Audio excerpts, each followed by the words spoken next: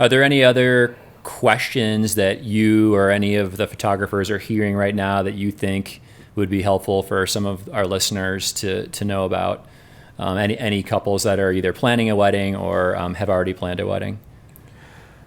Yeah, the big thing is, how do you have a wedding now with the social distancing and all that in place? When you're getting, once we're allowed to have 50, 100, 150, 250 people at a wedding, which will happen, we'll get back to normal.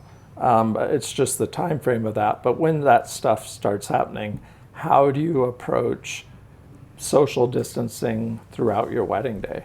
I think that needs to be a serious conversation, probably primarily with your photographer. The caterers will have regulations and all that in place.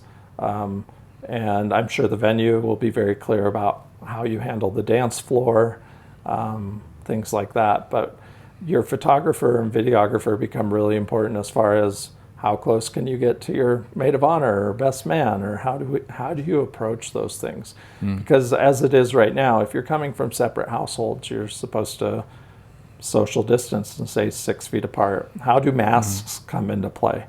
Obviously, you don't want everybody wearing a mask in all their photos, but during the reception, that might be a requirement of having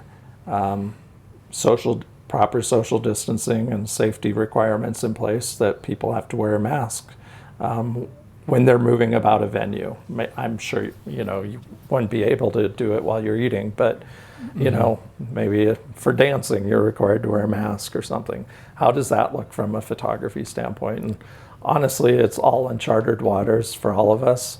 And so we're figuring out a lot of it, but I think that's a really good discussion to have, is just be open and honest about your concerns. And if you work together as a team, hopefully you can come up with some answers that will find the best case scenario given the circumstances.